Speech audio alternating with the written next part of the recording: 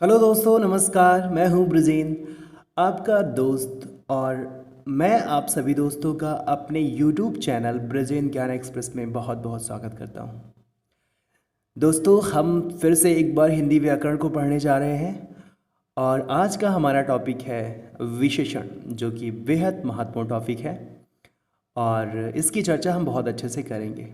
लेकिन इस टॉपिक को शुरू करने से पहले मैंने लास्ट वीडियो में आपको क्रिया का एक अभ्यास कार्य दिया था और मैंने कहा था कि उसका सलूशन मैं इस वीडियो में दूंगा। तो आइए देखते हैं आपने कितना स्कोर किया है और मैं उसका आंसर यहाँ पे बताने वाला हूँ। तो चलते हैं उस सेक्शन पे जहाँ पे मैंने आपको क्रिया के 10 प्रश्नों को दिया था और उसको सॉल्व करते हैं। तो दोस्तों, आप देख पा रहे हैं ये हमने आपको दिया था और कि ये आपकी क्रिया संबंधी प्रश्न थे। तो आइए इनको फटाफट सॉल्व कर लेते हैं। पहला क्वेश्चन था, ऐसी क्रियाएं जो संज्ञा अथवा विशेषण से बनी होती है उन्हें क्या कहते हैं। दोस्तों, आपको पता होगा मैंने पढ़ाया था कि जो क्रियाएं संज्ञा या विशेषण से बनी उन्हें हम नाम धातु क्रिया कहते हैं। क्या कहते हैं दोस्तों? नाम धातु। जी हाँ, इनका नाम है नाम धातु। जैसे हाथ से हथियाना, बात से बतियाना, ठीक है, इस तरह का था। नाम धातु इन्हें कहते हैं। बात से बतियाना, हाथ से हथियाना, लात से लतियाना, इस तरह का मैंने एग्जाम्पल दिया था।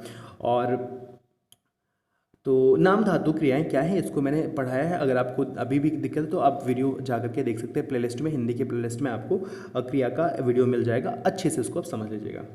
दौड़ाना, धुलवाना, मरवाना, लड़वाना, ये कैसी क्रियाएं हैं दोस्तों? आपको पता होगा इन्हें हम कहते हैं प्रेरणार्थक क्रियाएं। क्या कहते हैं? प्रेरणार्थक क्रियाएं, यानी ऐसी क्रियाएं जिन्हें कर्ता खुद नहीं करता है बल्कि उन्हें किसी और से करवाता है, उसे प्रेरणार्थक क्रियाएं कहते हैं।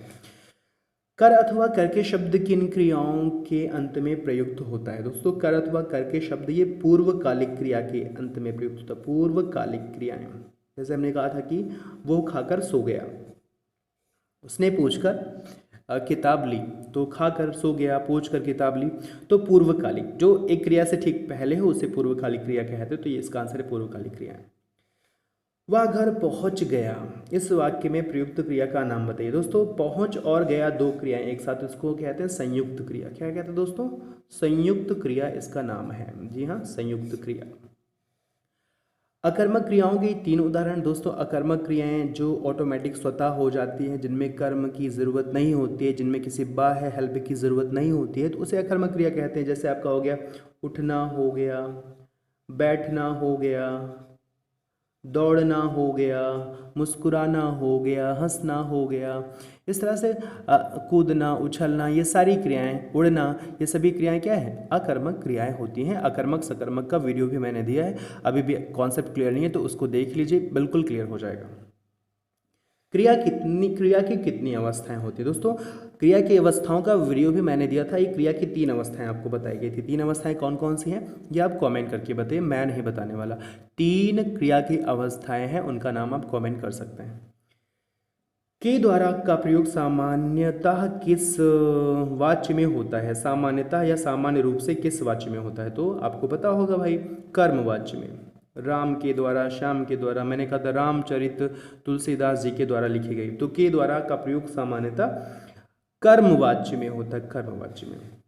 उससे दौड़ा नहीं गया, दौड़ा नहीं गया भाई, किसकी प्रधानता है? क्रिया की प्रधानता है, तो भाववाच्य होगा। क्या होगा दोस्तों? भाववाच्य। वाच्य का वीडियो भी मैंने दिया हुआ है, इससे पहले वाले वीडियो में ही तो था वाच्य, कर्मवाच्य, भाववाच्य, कर्तृवाच्य। तो जहाँ पे क्रिया की प्रधानता हो भाववाच्य होता है।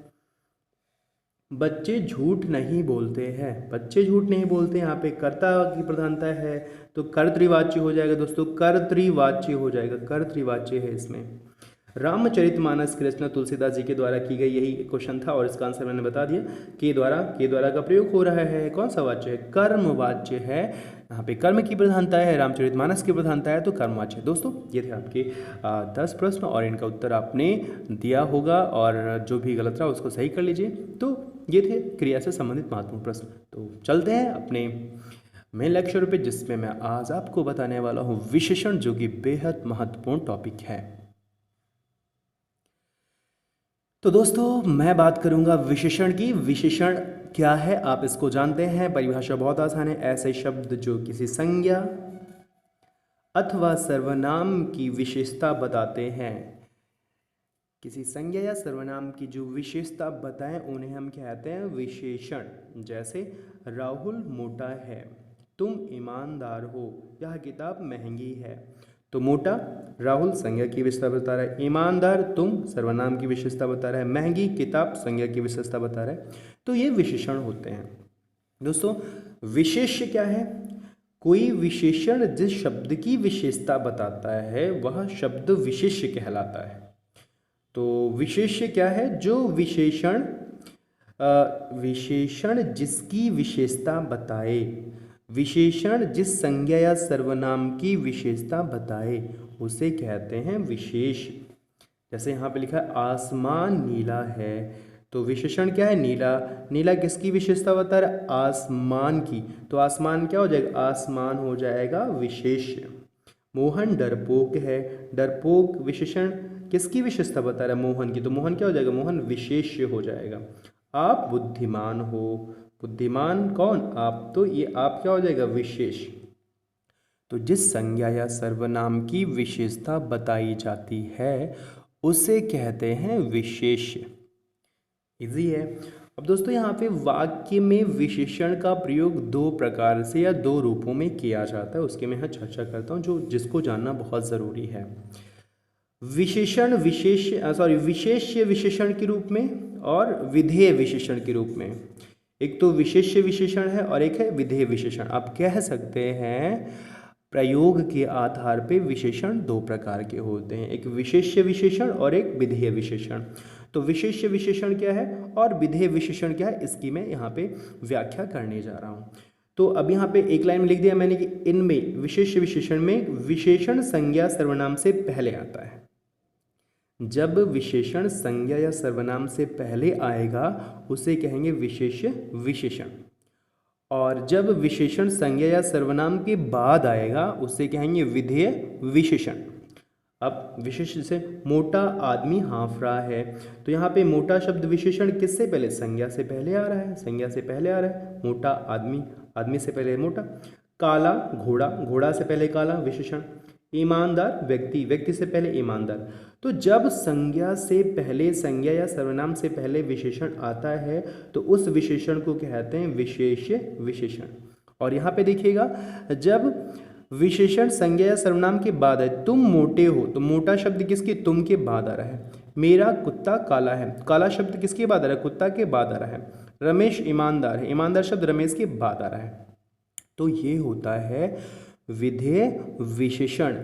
बहुत आसान है, जब संज्ञा के बाद विशेषण आएगा तो वो विधेय विशेषण कहलाएगा, और जब संज्ञा से पहले विशेषण आएगा तो वो विशेष्य विशेषण कहलाएगा। बहुत ही आसानी से इसको आप समझ सकते हैं। दोस्तों बहुत ही सिंपल है, आई थिंक आपको समझ में आ गया होगा। अब यहाँ पे विशेषण संबंधी दो नियमों की मैं चर्चा कर लेता हूँ। विशेषण के लिंग एवं वचन विशेष्य के अनुसार होते हैं।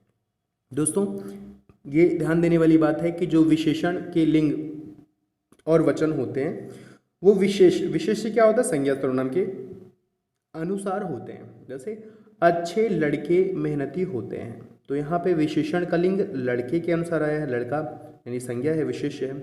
यहाँ अच्छा लड़के नहीं कह सकते हैं, गलत हो जाएगी, क्योंकि अच्छा शब्द जो है वो लड़के को वेरीफाई, लड़के के अकॉर्डिंग नहीं है। तो लड़के का बहुवचन है, संज्ञा का वचन बहुवचन है और ये पुल्लिंग है, तो विशेषण भी यहाँ पे बहुवचन पुल्लिंग का आएगा। यानी कि अच्छी नहीं कर सकते हैं, अच्छा नहीं कर सकते हैं, अच्छा लड़के नहीं होगा, क्योंकि लिंग जो होता है वो विशेष्य के अनुसार चलता है। किसका? विशेषण का। सोनी भली लड़की है, तो यहाँ पे भली शब्द किसके अनुसार चलेगा?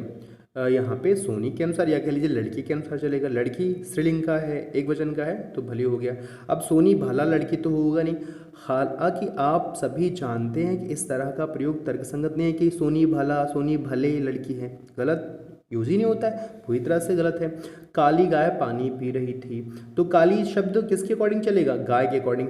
काला हो नहीं सकता है, काले हो नहीं सकता है। तो ये तो आप जानते हैं कि ये ऐसा होता है, लेकिन जब आपसे लिखने के लिए पूछ ले कि विशेषण का लिंग किसके अनुसार चलता है, तो विशेषण का लिंग संज्ञा सर्वनाम के अनुसार चलता है, ये आपको लिखना होगा।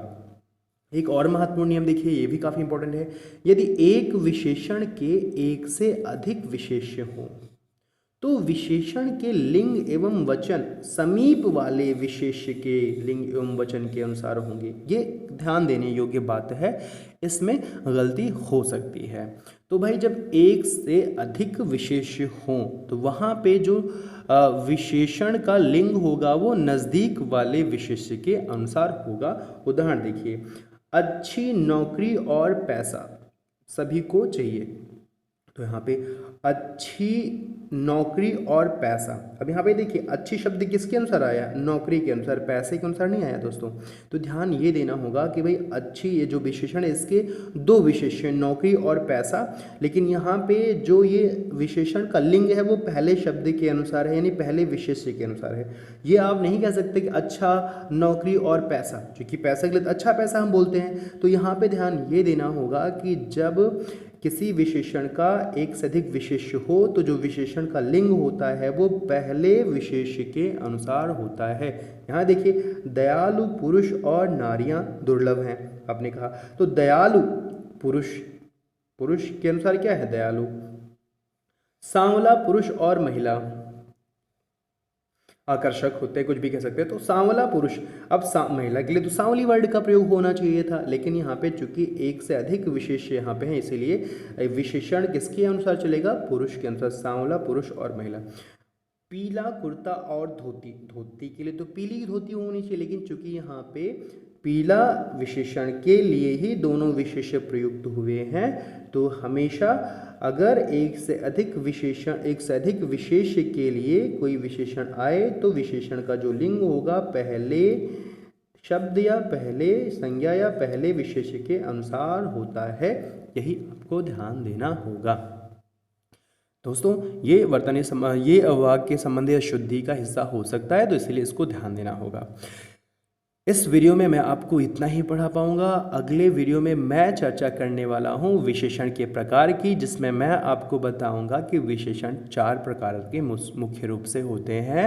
वो 4 प्रकार कौन से हैं उनको मैं आपको बहुत विस्तृत तरीके से आसानी से एग्जाम्पल के साथ समझाऊंगा। हालांकि चारों का नाम यहाँ पे बता देना ठीक रहेगा, ताकि आप इसको जानते रहें पहले से। तो पहला हम पढ़ेंगे गुणवाचक विशेषण, नंबर 2 पे हम पढ़ेंगे सार्वनामिक विशेषण, नंबर 3 पे पढ़ेंगे संख्यावाचक विशेषण, और नंबर 4 पे हम पढ़ेंगे परिमाणवाचक विशेषण। दोस्तों, संख्यावाचक विशेषण को फिर से 2 भागों में बांटा जाएगा, फिर उन 2 भागों के फिर से कई भाग बांटे जाएंगे। तो बहुत ही इंटरेस्टिंग, बहुत ही महत्वपूर्ण लेक्चर होगा विशेषण का अगला, तो उसको भी ध्यान से पढ़िएगा और जल्द ही मैं उसको आपको दूंगा। आई होप ये वीडियो पसंद आया। पसंद आया तो आप लाइक कर दीजिए और कमेंट भी कर दीजिए और चैनल को सब्सक्राइब कर लीजिए। दोस्तों, हम मिलेंगे अगले वीडियो में। तब तक मैं इस वीडियो को देखने के लिए आपका तहे दिल से शुक्रिया अदा करता हूँ और आपकी परीक्षा के लिए ढेर सारी शुभकामनाएं देता हूँ। Thank you so much. जय हिंद, जय भारत।